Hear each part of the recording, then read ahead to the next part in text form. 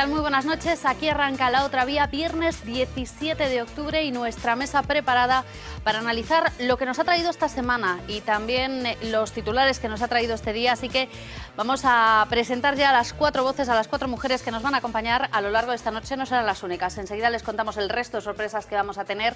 Está con nosotros Sofía Vázquez. Sofía, ¿qué tal? Muy buenas noches. Hola, ¿qué tal? Buenas Pilar noches. Blanco, muy buenas noches. Buenas Loreto noches. Silvoso, ¿qué Hola, tal? tía, Muy muy buenas noches. buenas. Mariluz Canal, ¿qué tal? Muy buenas noches. Buenas noches, Sofía. 4 mujeres y un hombre que todos los días, todos los viernes se encarga de entrar corriendo aquí al plató. Corre, corre, Yago. Ven aquí, ven aquí. Hoy no va a ser una Yago excepción. García, hoy no va a ser una excepción. Hoy no va a porque ser una excepción, bien. tenemos muchas cosas preparadas. Yago García, buenas noches. Tiene muchas cosas preparadas. ¿Ve avanzando algo? Efectivamente, sí señor. Buenas noches. Vamos a empezar hablando por el personaje de la semana, que por cierto se llama igual que un actor. Esa es la primera pista que podemos dar. Sabemos también que es empresario. Tan empresario es que es concuñado de Díaz Ferrán, aquel que hundió Viajes Marsans y Air Comet. El Titanic no, porque aún no había nacido. Más pistas que vamos a dar.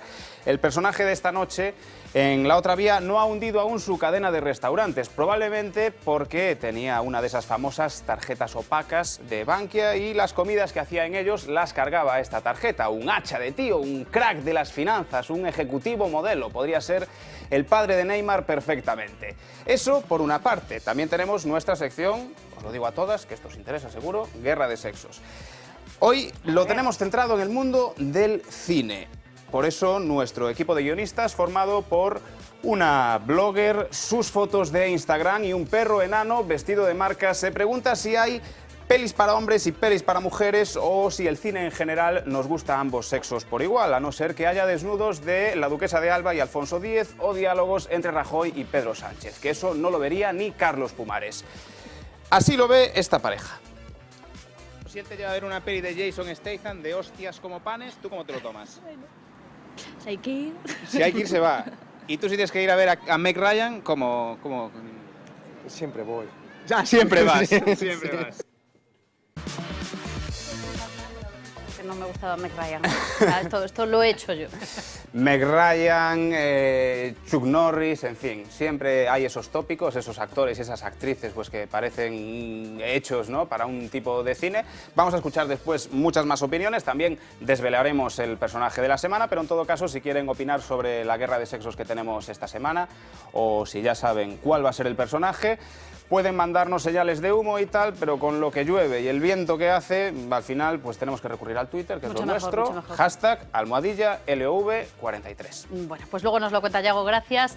La verdad es que vamos a tener oportunidad además de hablar de cine con Nerea Barros y de preguntarle también si ella cree que hay pelis para chicas y pelis para chicos. Pero en fin, la semana ha estado de lo más movidita, hemos tenido mercados movidizos, hemos tenido novedades también en el tema del ébola y Teresa Romero afortunadamente parece que mejora.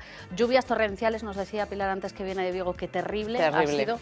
Bueno, enseguida vemos las imágenes, hemos tenido de todo. Paloma Ferro, buenas noches, vamos Buenas a tratar de condensarlo. Sí, vamos a empezar por las antiguas cajas gallegas que están bajo la lupa. El Banco de España ha rastreado los registros de estas entidades y ha encontrado 7 posibles operaciones irregulares por valor de 600 millones de euros. Hablamos de cancelaciones de deuda, de refinanciaciones, de créditos, operaciones de distinta naturaleza, pero todas tienen algo en común.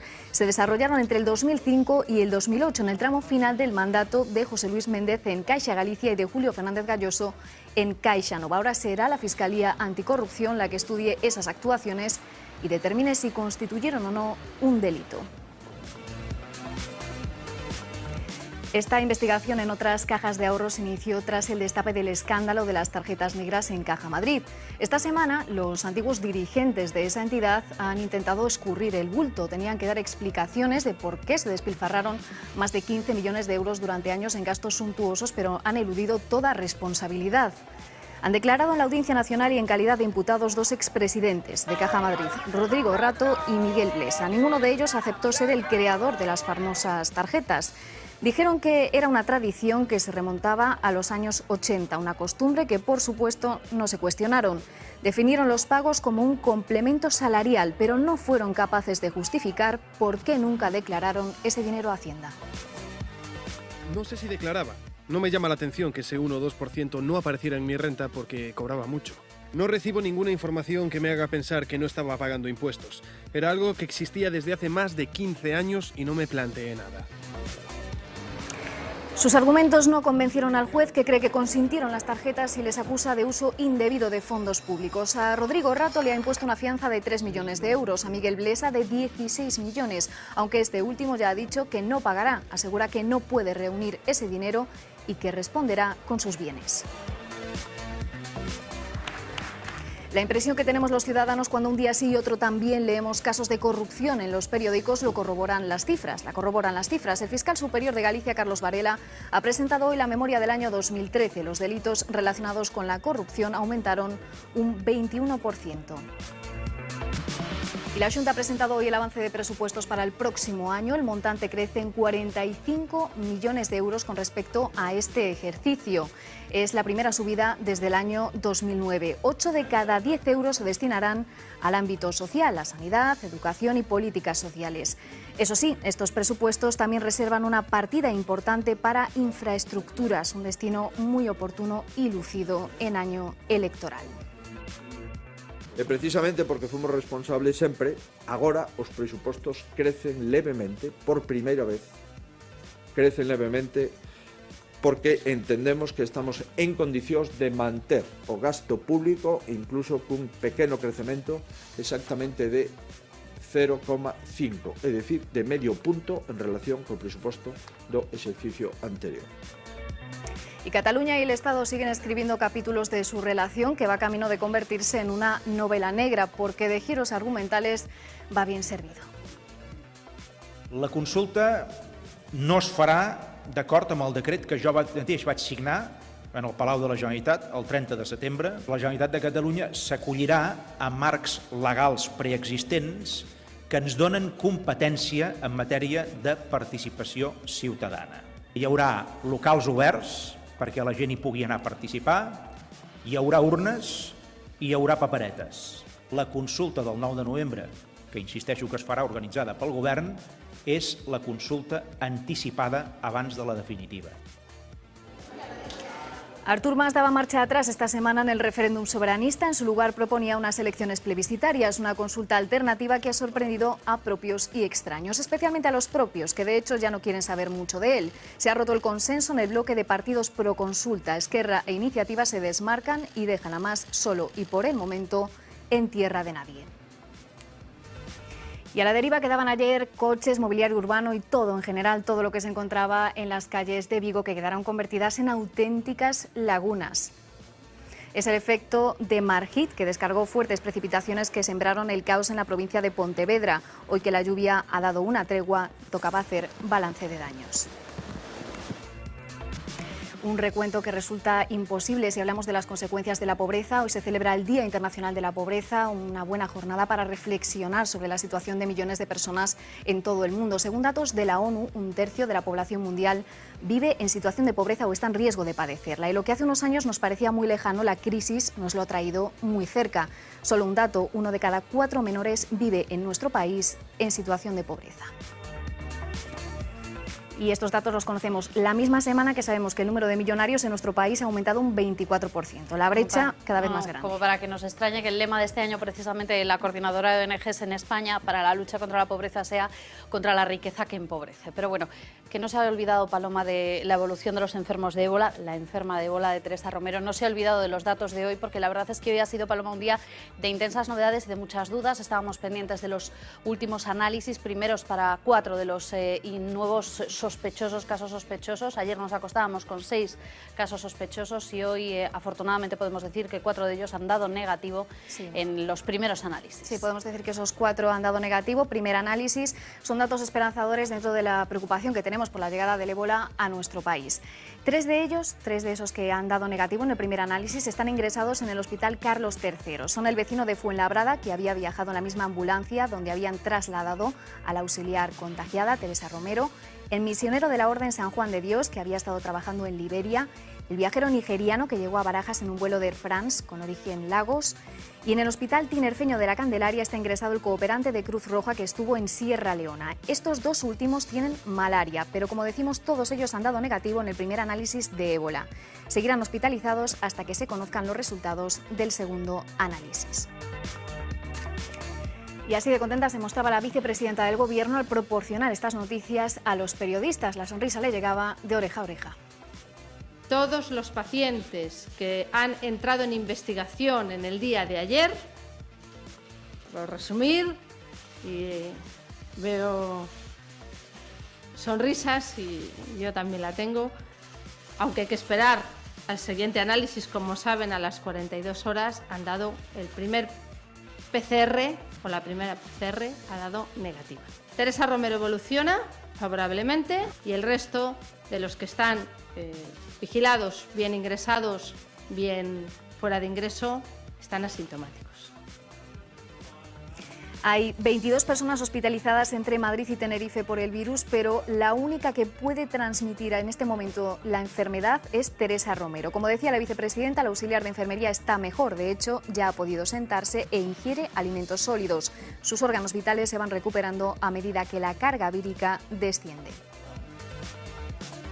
Bueno, será sometida a un nuevo análisis Teresa Romero en el plazo de 24 a 48 horas y su familia espera que sea negativo el resultado. Nos esperamos, es verdad. La verdad es que lo esperamos todos, pero yo no sé si con semejante sonrisa, ¿qué le pasaba a la vicepresidenta? Es que parecía que estaba anunciando el final de la crisis económica o algo así, vamos, como si fuera la noticia del siglo, demasiado contenta. No sé si sobreactuaba o realmente podía respirar por primera vez en estas 2 semanas. Pues no lo sé, la verdad es que a mí me ha dejado también un poco perpleja su reacción, ¿no? Sí. Entiendo que bueno, no sé, puede ser cuestión del momento, porque no tiene ningún sentido, ¿no? Que para dar esa noticia pues tenga una sonrisa o una explosión de alegría semejante, ¿no? Que es una maravilla, la verdad, que las noticias sean buenas en ese sentido, pero bueno, no entiendo yo por qué. El gobierno todavía tiene que tener motivos de los que avergonzarse, porque todavía está siendo el tema, aunque ya está controlado un poco por lo que estamos viendo, y a nivel comunicación también han empezado a llevarlo mejor.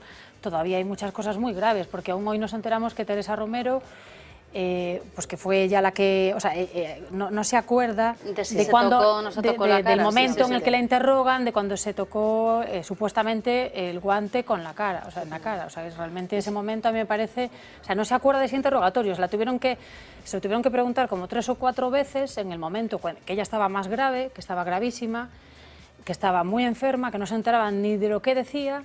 Y ya ves que ni siquiera se acuerda de ese momento. Y fue ese argumento el que utilizó el gobierno para criminalizarla, empezar a decir que ella era la culpable de esta historia. Y ahora nos damos cuenta de que la pobre chica, es decir, que tampoco hay tantos motivos para estar tan felices ni tan contentos como... El agobio que lleva de tener y la complicidad ya que debe de haber entre los periodistas y algún miembro del gobierno, de estarle preguntando las 24 horas del día cómo va, qué hay, esto es un desastre, ahora sustituyes tú a Ana Mato, ¿no? Un poco así. Yo creo que es más problema de agobio y de... De acumular tensión o de... Sí, bueno, y de la relación que tienen ellos ante una noticia como esa, ¿no? La relación que pueda tener la vicepresidenta del gobierno con todos los periodistas que hay allí, que están acostumbrados a verlos pues todos los viernes. Claro. En la rueda de prensa del Consejo de Ministros. Sí, yo creo que también que es más una situación de complicidad con los periodistas, porque ella lo dice en un momento, o sea, vosotros también sonreís y yo sonrío también, yo creo que es más. Porque lo cierto es que no hay nada de lo que sonreír. Como para estar con esa sonrisa de oreja a oreja. Lo que sí es cierto es que esta semana han cambiado y mucho también las formas en la manera de comunicar del propio gobierno. Lo veíamos en el Congreso de los Diputados, donde Rajoy decía que el tema está encauzado. Lo decía así.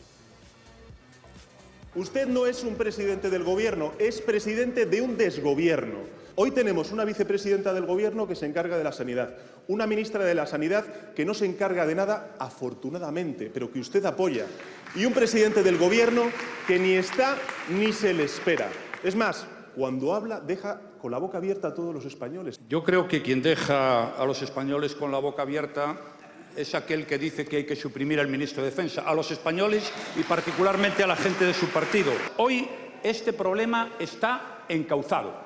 Hay que seguir trabajando, hay que seguir perseverando, hay que seguir apoyando a los profesionales y a mucha gente que forma parte de la administración pública que está trabajando bien, pero el problema está encauzado. Gracias. Marilu, ¿tú ves el problema encauzado? No, lo que pasa es que, claro, después de todos los despropósitos que ha habido, sobre todo en la falta de comunicación que tiene este gobierno. Es decir, ellos son incapaces, pero son incapaces de comunicar porque no comunican. Es decir, el primero es su presidente. Es que ese señor que siempre deja pasar las cosas a ver qué ocurre, a ver si ya deseo, pues ya se termina la cuestión y se acabó. Entonces, claro, cuando se les viene encima unos hechos tan gravísimos como puede ser este caso de un contagio de una persona que ha estado cuidando a los enfermos de esta enfermedad tan terrible, pues claro, es decir, esto no es ninguna broma. Entonces, de ser una historia increíble, la primera comparecencia que tuvo Ana Mato, es decir, es que eso es lo increíble, es decir, una señora que parecía que no sé, que era una presentadora de no sé qué, es decir, y bla, bla, bla, bla, y ahora cedo la palabra a no sé qué, es que es impresentable. ¿Qué quieren? Darle la vuelta, yo creo, un poquito a esto. Yo no entiendo mucho de comunicación, pero la percibo como ciudadana. Claro. Entonces, yo creo que ahí ha que haber un toque, digo, un momentito, es decir, que no se puede tomar las cosas así, es decir, el relevo ya de Ana Mato fue fulminante, por eso yo creo que Soraya Sáenz de Santamaría en este momento, yo creo que la mujer, sí, sobreactúa, pero sobreactúa, yo creo que también teniendo en cuenta de la falta de expresividad que tiene claro. Es decir, son dos personas absolutamente antagónicas. Antagónicas. No, son totalmente diferentes. Nada que ver. Y entonces, claro, dice, bueno, pues a ver si de un modo la naturalidad que ella intenta dar, porque es una persona bastante sobria, a mí me parece, y que realmente todas las imágenes que nos da es de mucha contundencia, porque el modo en que esta señora, cuando tiene sus comparecencias en el Congreso de los Diputados, cuando discute ya con su oponente, con el que le hace las preguntas, el hecho de ese gesto que tiene de retirar el micrófono es como muchísima, autoridad. Y entonces eso a mí me parece como bien. Y hoy pues era de complicidad, o sea, un poco de decir, bueno, aquí vamos a estar más cercanos. Entiendo yo que a lo mejor haya sobreactuado también. De ese tipo. Bueno, todo esto nos lleva a preguntarnos, después de esta semana de cambios, hablaba Mariluz de algunas de esas cualidades que tiene Soraya Sáenz de Santamaría. Ana Mato se ha quedado apartada a un lado, no sabemos, como dice Sofía, si le han prohibido absolutamente que hable. Ha hablado en el Congreso sí que ha hablado. De aquella manera también. Nada, ¿no? Bueno, pero esta es otra, esa es parte del contenido, continente, contenido, en fin. La pregunta que nos hacemos, Paloma, es ¿qué tiene Soraya que no tenga Ana? Bueno, si esa pregunta también nos la hacemos nosotros, hemos intentado investigar, desde luego son dos mujeres que no han corrido la misma suerte haciendo carrera al lado de Mariano Rajoy. Let's go, girls. Son mujeres del PP. Tienen familia, carrera, cargos de responsabilidad en el gobierno y la confianza de Mariano Rajoy. A ambas el presidente las colocó bajo su ala para encumbrarlas hasta la Moncloa. Hasta ahí llegan las similitudes entre Soraya Sáenz de Santamaría y Ana Mato, porque de dónde vienen y a dónde van es otro cantar. Ana Mato es política de profesión y popular de corazón. Ya antes de terminar la carrera estaba involucrada con Alianza Popular. Pertenece al clan de José María Aznar, su mentor en aquellos primeros pasos políticos. Empezó desde abajo, por los cimientos del partido. Se ganó la etiqueta de eficaz por su capacidad para coordinar equipos y campañas electorales. Como resultaron exitosas, Mariano Rajoy decidió premiarla y ponerla al frente del Ministerio de Sanidad. Le tocaba dejar de cocinar para otros y presentar sus propias recetas. No es lo mismo una persona que no está enferma en su consumo de medicamentos que una persona que está enferma. Los parados sin prestación parlamentaria, sin prestación. Pero pronto descubrió que los flashes la paralizaban y empezó a huir de entrevistas, de micrófonos y de opiniones. Mientras Mato caminaba por la sombra, Soraya Sáenz de Santamaría echaba el resto. Tanto que nos decían que viene Rubalcaba, genio y figura. Sí, sería genio y figura, pero hasta la candidatura. Por intervenciones como esta, Sáenz de Santamaría se dio a conocer al gran público. Locuaz e incisiva, la ahora vicepresidenta del gobierno era una completa desconocida en el PP cuando Mariano Rajoy le dio su confianza. Abogada del Estado, la incluyó en la estructura orgánica del partido cuando Santamaría no estaba ni afiliada. Pero su eficacia suplió la falta de ideología y su capacidad de manejarse ante los medios la convirtió en uno de los grandes valores del PP. Esta es su labor de oposición, señora Rodríguez. No sabe usted hacer otra cosa. Es de las que primero habla y luego piensa. Porque mientras una no daba puntada sin hilo, la otra se enredaba en la madeja. Y poner en valor lo que tiene mucho valor, porque no hay cosa que tenga más valor que una medicina que cura enfermedades. Ni la vinculación de su exmarido en la trama Gürtel ni su más que dudosa gestión del ébola han conseguido que Rajoy se salga del discurso oficial. Absoluta confianza, está haciendo las cosas muy bien. Muchísimas gracias. Aunque en ocasiones una imagen vale más que 1000 palabras.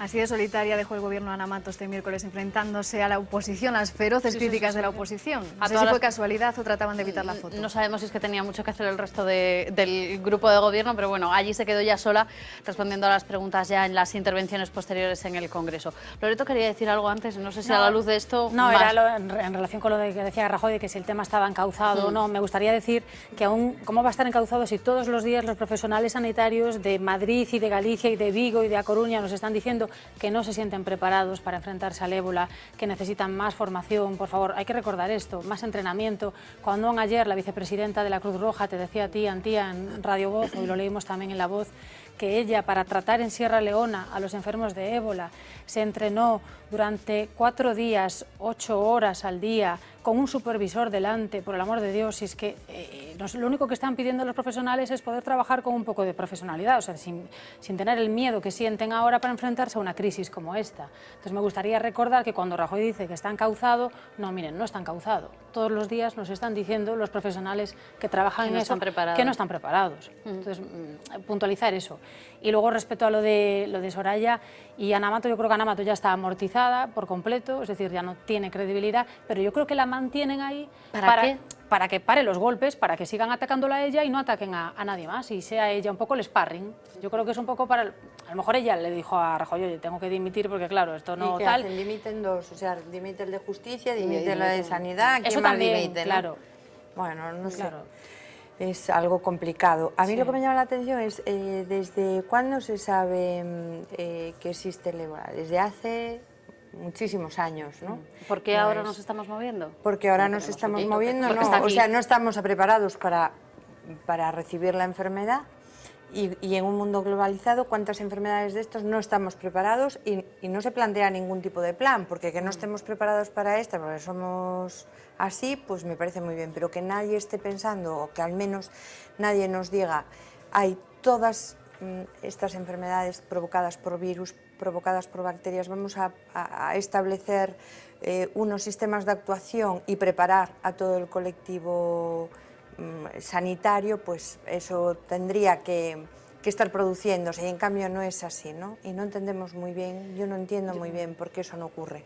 Yo creo además que se han tomado las decisiones, digo en general, no en España, sino también en Estados Unidos, en toda Europa y en todo ese primer mundo. Ya ha entrado en campaña electoral la cuestión, que son rápidos también para eso. Efectivamente, pero sí es cierto que el tema del ébola y la pandemia que estamos viviendo desde hace unos meses atrás, un año atrás, que ha aparecido, estaba golpeando muy fuerte a ciertos países de África. Íbamos viendo cómo la evolución de los casos en determinados países en estos últimos meses iba creciendo muy rápido. Y esto era obvio que de una forma u otra, como bien dice Sofía, en un mundo globalizado podía llegar a Estados Unidos, podía llegar a Europa, podía llegar al resto de Asia. O sea, esto podía provocar la situación que está provocando en este momento. Y nadie, y digo nadie, en el primer mundo se planteó tomar o plantear unas medidas de prevención, sino que mientras estaba en África y mientras no salía de allí, nosotros, este primer mundo, nos hemos mantenido en una situación muy relajada, ¿no? Voy a pedir a los compañeros, mientras os sigo escuchando, a ver si podemos recuperar precisamente a la vicepresidenta de Cruz Roja Española, que ha estado hoy dando una charla en A Coruña y ha hablado de estas cuestiones también, y entre otras ha hablado, bueno, eso, nos lo decía también en Radio Voz hace 2 días, que el ébola hay que controlarlo en África, que los recursos tienen que ir allí. Claro. También ha dicho, entre otras cosas, que a ella, y por el trabajo que tenía, lo que tú decías, esa preparación tan dura que han tenido para enfrentarse a la enfermedad, para tratar a la gente que está infectada por el ébola, le sorprendía que se diese un caso de contagio aquí, pero también le sorprendía, y esto es algo que nos llamó mucho la atención, que nos lo explicaba en esa entrevista en la radio, nos decía Manuela Cabero que de alguna manera lo que sorprende también es un miedo que ella entiende que es injustificado en la población. Vamos a escucharla. Respecto a la expansión en España, las posibilidades de que aquí haya una epidemia de ébola son ínfimas. Hoy por hoy no hay más que una persona que pueda contagiar. en este momento, que es Teresa, y que está en franca recuperación. Pero en realidad, para constituir una preocupación sobre una epidemia o que la gente se pueda contagiar en masa, pues realmente me parece una estupidez. O sea, creo que las posibilidades son ínfimas.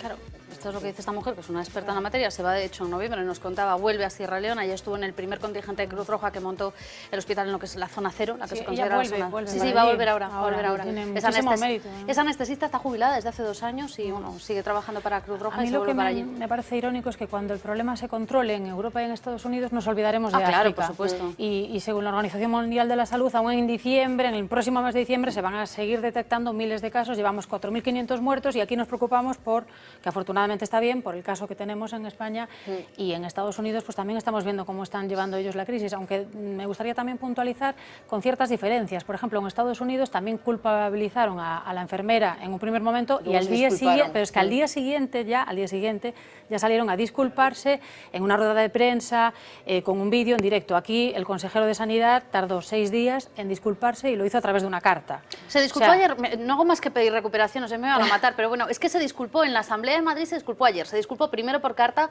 que de alguna manera, bueno, pues explicaron que no había hecho llegar en mano, claro, como lo iba a hacer llegar en mano, al marido de Teresa Romero, dijeron que las disculpas no las iban a aceptar, que se iban a, bueno, estaban planteándose el poner una querella, pero lo que sí escuchamos fue al propio consejero de Sanidad de Madrid en la Asamblea en esta misma semana, donde allí sí pidió disculpas públicamente, así que vamos a ver si podemos recuperar a Javier Rodríguez, el consejero de Sanidad de Madrid, porque después de disculparse de aquella manera también en varios medios de comunicación a lo largo de la semana, después de escribir esa carta a la familia, que a la familia no le sirvió para nada y de hecho, como decimos, tienen pensado pues presentar algún tipo de querella e incluso dijo la portavoz del marido, no saben si llegar más arriba todavía, refiriéndose a Ana Mato, las disculpas llegaron también a la Asamblea de Madrid. Que mis primeras palabras sean para expresar públicamente mis más sinceras disculpas por mis declaraciones de la semana pasada, en especial al técnico sanitario Teresa, a sus familiares y a los profesionales sanitarios de la Comunidad de Madrid. A todos ellos quiero trasladarles mi apoyo y mi reconocimiento permanente por su excelente trabajo y su profesionalidad.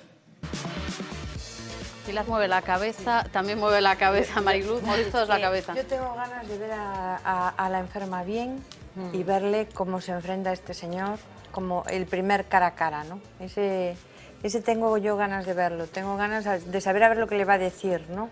Y a ver si es capaz... ¿Qué han hecho con Excalibur? Le va a decir. Bueno, no lo sé, a Excalibur le han escrito una carta también, pero esa es otra. Y al de Estados Unidos no lo sacrificaron. Mira, hay una cosa que a mí me gustaría puntualizar y es que a mí me llama la atención un detalle y es que ¿por qué aquí tenemos un caso de ébola, en Estados Unidos tenemos otro, y por qué el nivel de contagio aquí, en una situación tan limitada, con tan pocos casos, proporcionalmente es tan elevado, y en África el nivel de contagios de los sanitarios que van de Cruz Roja, y eso lo comentaba alguien también vinculado a Médicos Sin Fronteras.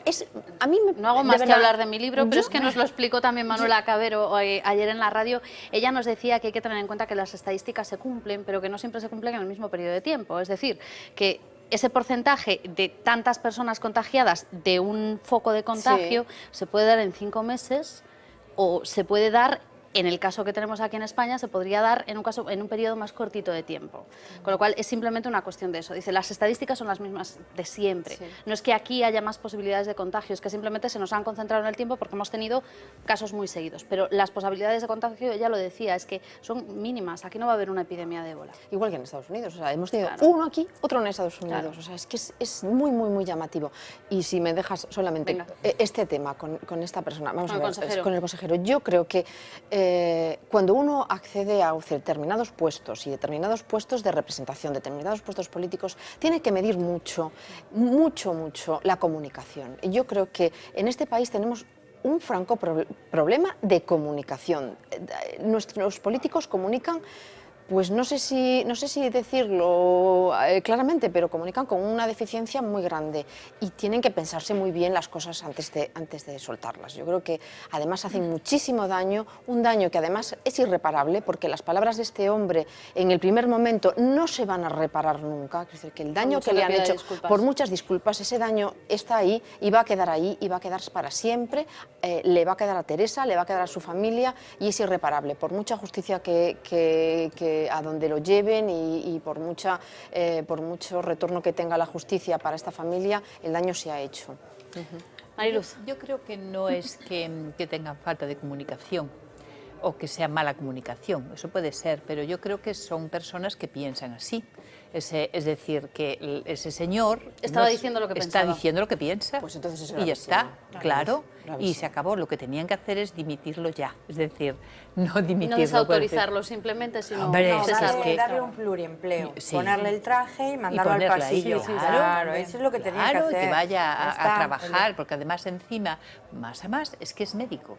A mí es que me parece impresentable que un señor que se dedica a curar a personas, que tenga ese desprecio tan absoluto hacia una persona que realmente voluntariamente ha ido a ayudar, sabiendo el riesgo que corría, evidentemente, pero luego otra cosa, en comparación con los misioneros que fallecieron de ébola eran mártires y héroes. Y Teresa Romero parece que es una criminal. O sea, esto es que no tiene pies ni cabeza. No tiene ningún... Y ella también estaba cuidando a un enfermo de ébola. Voluntaria, se ofreció voluntaria. Entonces, la cosa es que con no asumir la responsabilidad, lo que decíamos antes de cómo funciona esta gente de este gobierno, es decir, es así, es decir, yo tiro la pelota, el tejado de otro y se acabó. No, hombre, eso es una irresponsabilidad y usted es un impresentable. Y como es un impresentable, tiene que irse ya. Y se acabó, es decir, no hay más historias. Porque es así, es decir, yo no sé, como esa persona, ni disculpas ni nada, es decir, no, creo que nos da salpullido a todos verlo, simplemente físicamente, es decir, casi te repele, ¿no? Es decir, pero ese señor es que es digno de estar ahí en un parlamento. Pues mira, no. A lo mejor también lo mantiene, como dice Loreto, Ana Mato, lo mantienen para que haga de sparring también y los tenemos a los dos, a la ministra y al consejero, aguantando los golpes. También. No, ni aguantando, pero bueno, yo creo que eso está hecho a propósito, como Ana Mato. Ana Mato está ahí, bueno, porque le están pagando unos favores y después porque esta señora tampoco es tan, me parece a mí, es decir, que tan incompetente como parece, ha estado realizando ahí su labor, o sea, él ha estado ahí para algo.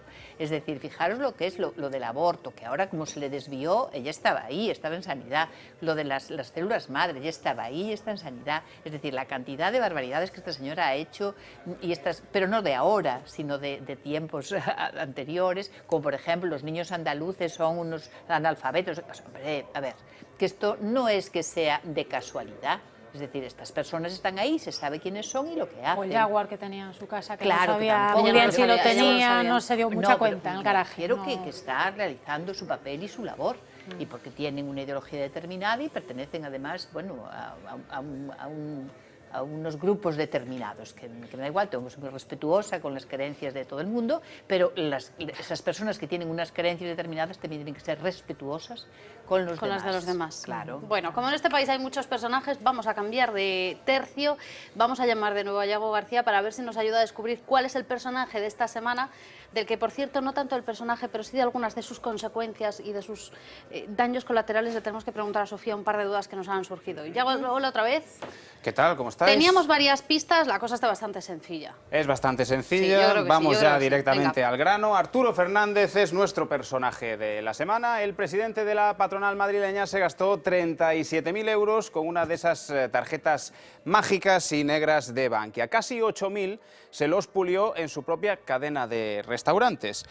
La operación económica más loca desde que financié un iPhone con Vodafone hace 5 años y a día de hoy aún lo sigo pagando. Para que lo entendamos, esto es como si con el cheque ahorro del Carrefour intentas colar la compra del Eroski y si te pilla Hacienda te lo devuelven corticoles. Tú ahí siempre sales ganando en un ciclo dinerario infinito del que no puedes salir. En todo caso, vamos a pedirle explicaciones a Arturo, que por cierto ha dimitido de la vicepresidencia de la COE, pero sigue al frente de los empresarios madrileños hasta que haya elecciones, qué sé yo, como si Ana Mato deja de ser ministra de Sanidad para ser presidenta de la comunidad.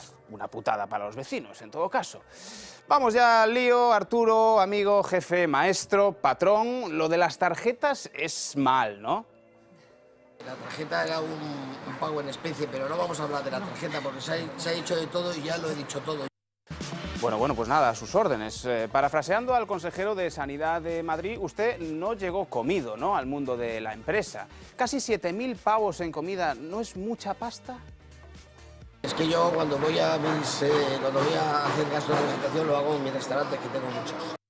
Ajá, muy bien, o sea que todo queda en casa. Pero a ver, comidas en restaurantes, literalmente, o comidas en otro tipo de locales, de esos, qué sé yo, con piscinas de bolas, con barras así como verticales, con globos de esos que ya vienen hinchados para la fiesta de cumpleaños. Usted ya me entiende, Pillín, Sobre todo lo que quiero es lo mejor. A ver, vamos a ver, no me líe. Dice que se queda en la patronal madrileña tras abandonar la vicepresidencia de la COE. Pero ¿cuándo se va a ir definitivamente? ¿Antes o después de que dimita Ana Mato? Pues mire usted, no pongamos plazo, a lo mejor es antes o puede ser después. Pongo un plazo y no lo cumplo. Pues no me he enterado de nada, la verdad, casi prefería que me lo explicara el otro Arturo Fernández, el actor. Sí, un momento, a ver, me dicen por el pinganillo imaginario que los becarios que no quiso Pedrerol lo tienen preparado. Adelante. Pero, joder, lo tuyo es una... Pero qué descaro, que no es para ponerse así, que no es... Y mi reputación, me cago en la leche. Pero a ti, ¿cómo se te ocurrió? Pero a ti, ¿quién te manda meter... Madre mía, madre... Cuando vayas a ver esta comedia, esto te lo garantizo, te vas a reír. Bueno, yo creo que mucho mejor así, ¿no? Mucho mejor así. Pero mucho mejor. La verdad es que sí, es una comedia, una tragicomedia, yo no sé cómo llamarlo, Sofía, y ahora resulta que les han impuesto una fianza tremenda, tanto a Blesa como a Rato, otros dos que se gastaron una pasta en estas tarjetas. Blesa dice que no tiene capacidad económica suficiente para afrontar el abono de esa cantidad, estamos hablando de casi 16 millones de euros, así que, bueno, sí la tuvo, por cierto, para atender aquel pago de los 2,5 millones cuando se le impuso el pidió José Silva, para eludir su ingreso en prisión en mayo de 2013, pero claro, hablamos de 16 millones, con lo cual afrontará el embargo de alguna manera. Hemos tenido a los dos expresidentes, a Rato, a Blesa, pasando por la Audiencia Nacional esta semana, diciéndole al juez Andreu esto, que ellos no sabían nada, que esto ya venía de antes, que era una tradición, que venía de los años 80. Y contradiciéndose siempre. Totalmente. ¿No? Y aparte de eso, Rato diciendo que él no tenía constancia de esas tarjetas, pero elevó sus gastos por encima del nivel que le había impuesto el gobierno al dirigir una entidad que estaba nacionalizada, ¿no? que tenía dinero público dentro y entonces lo habían limitado. O sea, que se entiende menos, sobre todo un señor que llevó la responsabilidad del FMI, del Fondo Monetario Internacional, que llevó la responsabilidad del Ministerio de Hacienda y bueno, pues él se cae por su propio peso. Pero creo que ante el juez de la audiencia, aunque no era puerta cerrada, quien se pasó 3 pueblos fue Blesa en su línea. Si no tiene dinero, pues no sé lo que va a pasar con él, pero o lo buscarán, no creo que... Ganaba mucho y por eso no le importaba ese 1 o 2%. Claro, no tiene importancia, pero esto es un escándalo de tal magnitud, no tanto por el importe, sino por el concepto. Por los jetas reunidos en un metro cuadrado, o sea, por la cantidad de jetas, de jeta por ¿no? metro cuadrado que teníamos ahí. Que está ahí, porque es que no hay uno que se salve. Este por una parte, ¿no? Bueno, lo de Arturo Fernández no tiene nombre. Arturo Fernández, Blesa, Rato, el segundo de la entidad, tanto con Blesa como con Rato, ¿no? Que tampoco parece ser, que es un señor que no... Sánchez Barcó, que no lo citamos, pero también estuvo en la audiencia. Que no... Siempre se escaquea de todo, nunca sabe nada, no sabía nada de los preferentes, ahora tampoco sabía nada de las tarjetas, él no las ideó, de eso se acusa, ¿no? Pero en cambio, según cuentan, y así se publicó en algún medio, pues mandaba a su chofer a que le hiciera la compra con la tarjeta, bueno, desfeitas absolutas, ¿no? Por parte de todos ellos. Después el responsable de la Casa del Rey, que yo ya les caían por todos lados, ¿no? Primero Urdangarín, y luego miras los gastos que tienen y hay gastos destacan gastos de toda índole, unos por pequeños y miserables y otros por como excesos, esos peajes, ¿no? de céntimos o el metro, el Burger King. O el Burger King, sí. Ikea, los muebles de Ikea también se compraron. También. Muebles de Ikea. Y de eso pasamos al auténtico lujo. Claro, a noches, gente que vive en Madrid, a noches en el Ritz, tardes en el Ritz. Mediodías en el Ritz. Mediodías comiendo en el Ritz. Bueno, un escándalo. Yo creo... Podríamos, podríamos seguir con gasto pero farmacéutico, podríamos. ¿no? Que a lo mejor nos coincidían los días, pero no vamos a entrar ahí. Ya, vaya por Dios. Mira, mejor no. No. Yo creo que además, bueno, sí es cierto y coincido contigo que, o sea, es mucho jeta por metro cuadrado. Luego la conexión entre ellos, quiero decir que estamos hablando de gente con un perfil, con un perfil pues muy determinado, o sea, desde dirigentes de asociaciones empresariales, altos directivos, gente muy vinculada pues a las grandes instituciones del país, que esto es realmente para la gente del día a día, de a pie, como somos todos nosotros, que vivimos, que pagamos nuestros impuestos, que peleamos todos los días para que salgan las cosas adelante. La verdad es que es de verdad de dolor de estómago. O sea, estas cosas no pueden volver a suceder. Yo creo que tenemos un país lo suficientemente ya maduro como para que ponerle coto a todo esto. Luego hay otra cosa que a mí también me llama la atención y es en relación a todos estos personajes, como puede ser Blesa o como puede ser Mato, ¿no? Rato. El sueldo que lleva asociado, el de un alto directivo, está muy vinculado a la responsabilidad presente en el momento que es directivo, pero también pasada y futura. Quiero decir que todo es un conjunto. O sea, tú ganas un dinero y puede ser muy elevado, y el dinero que tú ganas por esa responsabilidad que tú tienes en este momento, porque estás dirigiendo una caja o porque estás al frente de una gran institución como es el Fondo Monetario Internacional, tiene unas consecuencias que son retrospectivas, pero que también van hacia el futuro. Y tú tienes que ser muy consciente de que este tipo de cosas que salen ahora no pueden ser ajenas, o sea, no pueden llegar delante de un juez y decir, es que yo pasaba por allí, yo no estoy enterado. Oiga.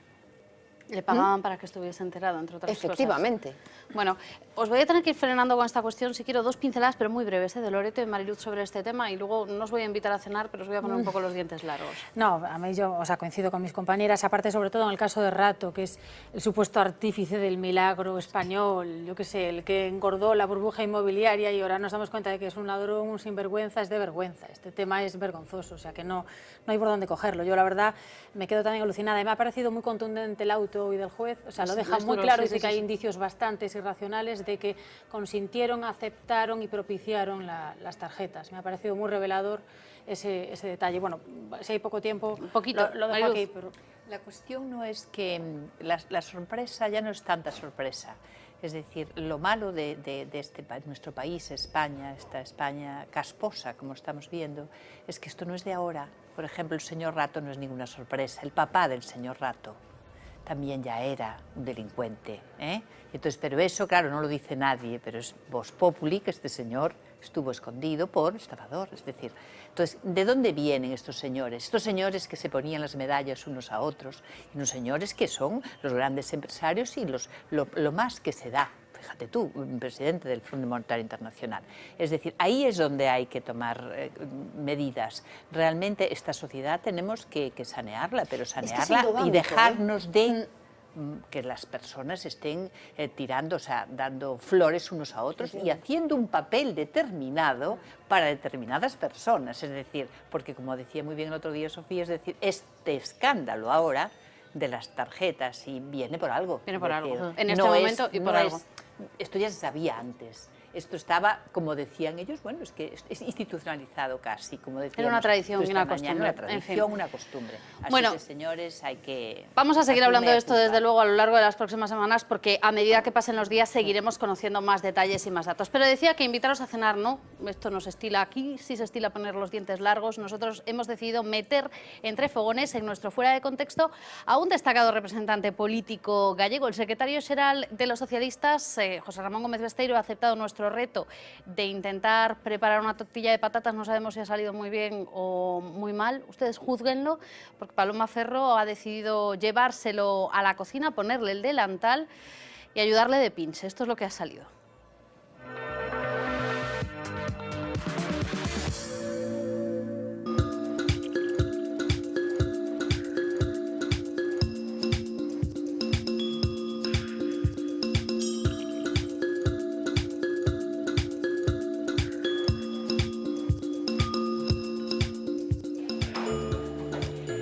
Hoxe metémonos ata a cociña, ata os fornos deste restaurante, o restaurante España, en Lugo. Facémolo para cociñar un dos pratos típicos da gastronomía galega e o reto que lle proponemos o noso entrevistado desta semana.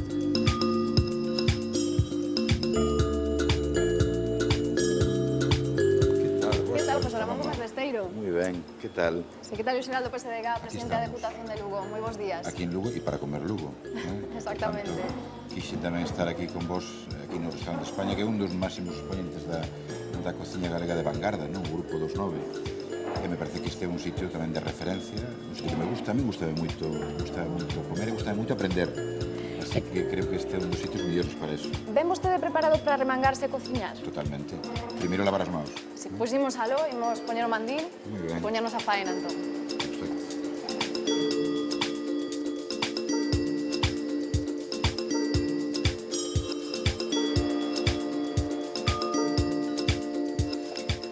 Bueno, José Ramón, pois os ingredientes para este prato son as patacas, os ovos e a cebola.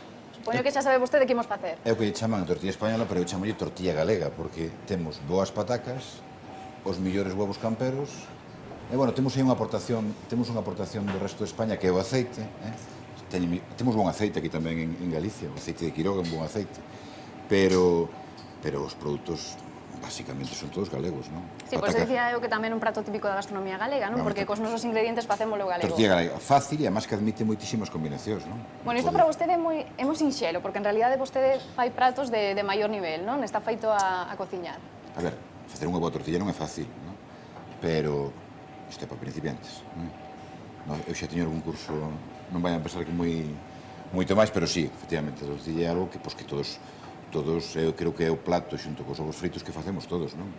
Que facemos na casa, que facemos cando non estamos na casa, cando estamos estudiando. En Santiago foi onde aprendín a facer tamén as tortillas ben feitas e acompañadas ademais deses bons pimentos de Padrón. A tortilla admite para todo. Bueno, pois un prato de estudantes, pero que ten a súa complexidade. Comezamos lavando as mans? É que sabe moi ben frío, sí, claro. Claro. Bueno, ingredientes, a As pataca. patacas. Boa pataca galega. Xa piquei aquí algunha, pero bueno, vou picar algunha máis para... Bueno, o pelar as patacas, digamos que é a parte máis... Sí, máis sucia, non? Digamos, do tema da cociña. Bueno, además sabes que vai tamén por gustos, non? Se queremos unha pataca máis fina, se queremos máis grosa, tamén vai en función do gusto que cada un ten, non? Eu pequena dun tamaño máis ou menos medio, e despois tamén a combinación, que hoxe non a vou a facer, pero que é a cebola ca tortilla de patacas. Para min a tortilla de patacas, se non ten cebola, é distinta. Pero vamos a facer sin cebola, porque... Para todos os gustos, que hai xente que non lle gusta a cebola. Efectivamente, pero bueno, perde moito, a tortilla galega de pataca perde moito se non ten cebola. Cortamos, por tanto, empezamos cortando as patacas. A min gustame cortar as finas, pero bueno, para que a xente vexa... Dicíamos que a parte está de cortar as patacas un pouco máis farragosa, non? Pensando isto, levando o campo da política, hai tamén partes da política, momentos, fases, no que haxa que facer cousas, bueno, pois que o mellor custa un poquinho tragar, pero que son necesarias para conseguir obxectivos mellores. A política é como a vida mesma. Por tanto, sí como a vida nos dá certos momentos de sinsabores, pois eu sempre digo, e además a min que me gusta moitísimo a política, a min nestes tempos, non? Que parece que falar ben da política vamos un pouco contracorriente. A mí disfruto de falando de política. E a política é como a vida mesma. Ten momentos bons, momentos menos bons, sinsabores, momentos de algunha frustración. Por tanto, a política é como a vida mesma. E, por tanto, sí, a veces se producen eses momentos que ti me decías. Pero pasou vostede algún momento en concreto no que dixera plantéxome deixar isto porque isto non... rotundamente non. Nunca, non sei o que pasará no futuro, pero ata agora, ata o ano 2014, en absoluto. Sempre disfrutei moito da política, gustoume sempre moito, desde moi cativo, pero creo que a política é así, como a vida mesma. E, por tanto, non hai que facerse reproches. Eu, a nivel personal, non me fago ningún reproche do que tuvera pasado nos últimos anos, non? Bueno, pode estar máis acertado ou menos acertado, pero non vexo pasado con reproches, de ninguna maneira. Vexo como experiencia, non? Por que deixou vostede a empresa privada? Porque vostede tiña o seu despacho como abogado. Sí, eu estudiei Dereito en Santiago. En min sí que había unha forza, supoño que todo o mundo vivirá esa forza interior da política, a mí sempre me gustou, desde moi cativo. En un momento determinado me pareceu que eu podía ser útil, non? Estamos falando do ano 99. Facía pouco que tiña aberto o despacho de abogado, pero podía máis en min a forza política. Esa forza interior política podía máis en min que a forza do dereito. Non excluyo volver. Creo que non o faría mal, pero naquel momento podía máis a forza da política que a forza do dereito. E vamos coller as patacas e vámolas mezclar. Aquí é onde tiñamos que ter esa ceboliña, da que che falaba antes, mezclándose coa patata ben feitiña. Bueno, eu non sei se esta sartén será un pouco grande para esa mini ración. Vamos a poñer un pouco máis ao mínimo, porque se nos escapa. Ai. Bueno, sal, faltaba sí, falta sal, creo que está por aquí. Aí está. E con quen se comería vostede esta tortilla de patacas? Se puidese elixir calquera, un personaxe, inda que estea morto, un personaxe histórico, calquera persoa co que puidese compartir a tortilla. Pois a compartiría con Cantinflas, que sabe vostede que sempre dicía, porque ten moito que ver que cociña, Cantinflas sempre dicía, non se me adelante ni se me atrase, non? Pois compartiría con moita xente, a verdad, con cos amigos, ca familia. Unha tortilla sirve para compartir con todos, con compañeros de partido, compartiría con moita xente. A tortilla, a verdad, que fai de nós. Algún compañero, algún político, algún personaxe que sexa o seu referente a hora de facer política?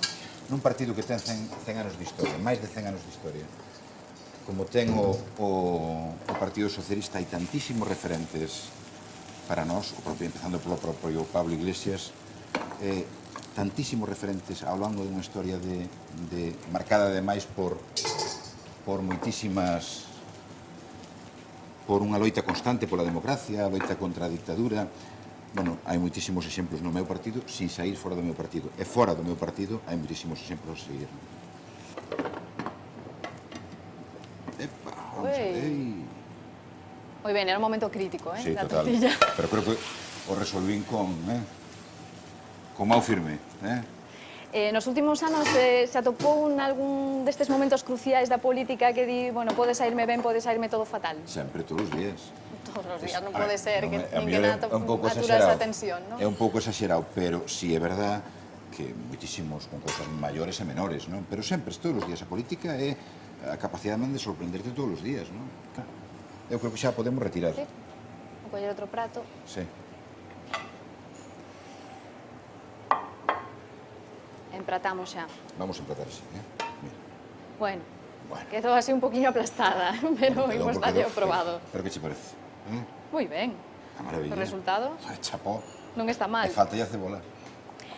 Antes de rematar, gustaríame, porque nos nesta sección de entrevistas temos un costume que cada entrevistado deixa unha pregunta ao seguinte. A semana pasada tivemos connosco a Xosé Luis de López Orozco, bueno, o alcalde de Lugo. A pregunta que nos deixou para vostede é se Galicia está avanzando cara a un maior desarrollo político, económico e social, ou ben estáse afastando de outras comunidades. Bueno, non sabía que a pregunta era para vostede, porque deixase a cegas, pero esa é a pregunta que nos deixou. Bueno, desgraciadamente teño que dicir que non está avanzando desde o meu punto de vista correctamente. Eu vexo que entramos de cheo na crise fai agora aproximadamente 5 anos. Se nos prometeu que a través de políticas de austeridade íbamos a sair moi pronto e máis fortes, e estamos peor que ao principio, non? E sobre todo cando comparamos con outros territorios de aquí de España, estamos vendo que hai outros que están saindo da crise máis rápido e máis fortes que a nós. Por tanto, a conclusión é, avanzamos correctamente? No. Estamos mellor que fai 5 anos? No. E sobre todo, o que boto máis en falta é ese proxecto de futuro. E agora é o seu turno, ten que deixarlle unha pregunta ao seguinte entrevistado. Voulle preguntar ao seguinte entrevistado, voulle preguntar, pero ten que ser político ou pode ser outro tipo de... É unha pregunta cegas, pero non ten por que ser político, o seguinte entrevistado. Non ten por que ser político. Non ten por que ser político. Bueno, pois voulle preguntar que nos conte, que nos diga, para sair un pouco tamén da clave política, que nos diga onde vai a pasar as súas próximas vacacións, se son en Galicia, e que nos conte dese lugar de Galicia que lle gusta, porque lle gusta, que comparte con todos os televidentes de VIAV, que nos diga por que elixe un determinado lugar de vacacións e que é o que lle evoca ese lugar de Galicia. Vale, unha última pregunta. Vai ter vostede a mesma habilidade para darlle a volta á tortilla sea, para darlle a volta aos resultados electorais do PSOE que para darlle a volta a tortilla. Tú, como lle podo dar a esta, totalmente. Estou completamente seguro que Galicia elixirá algo distinto do que ten hoxe. Bueno, pois José Ramón Gómez Besteiro, moitísimas grazas por compartir connosco este tempo, por facer a tortilla. Pedazo de tortilla. Eu creo que agora pois xa podemos tomarnos aperitivo que son horas. Totalmente. Poñemos un pouco de chorizo, un pouco de xamón, verdad? Para eso. Sí, venga, imos disfrutar a tortilla entón. Moi ben.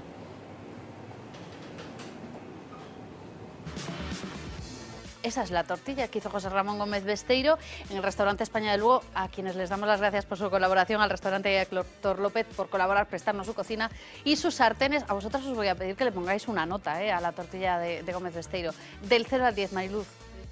3,5. Caray, Loreto. A ver, yo algo voy a ser más benévola porque estaba ante las Aprobado, cámaras. aprobado. Sí, vamos a dar un churro de tortilla, pero le voy a poner un 6. Lo que sí, eso sí, va a darle la vuelta a los resultados electorales, al igual que como le dio la vuelta a la tortilla, lo va a llevar mal, ¿eh? Mal, sí. Muy mal, porque la vuelta a la tortilla se la dio mal. La sartén era un poco grande, pero bueno. Bueno. Pilar. Bueno, yo lo veo con mucha contundencia, ¿no? De que él estaba convencido de que la tortilla estaba bien hecha. Vamos a darle un 4, por ejemplo. Vale. Eso lo dice alguien que no toma tortilla, pero bueno. Pero las haces. Bueno, las hago, Las pero no haces. las tomo. Sofía. Bueno, yo un 7. Un 7. Caramba, Muy bien, muy bien, loca. muy bien. Un notable, un notable. Esto es un notable en tortillas para Gómez Besteiro. Nosotros vamos a hacer un pequeño alto. A la vuelta no vamos a poner notas. Vamos a hablar de una película a la que le está poniendo notas. La taquilla le está poniendo notas. La crítica es uno de los grandes éxitos de este otoño en el cine español.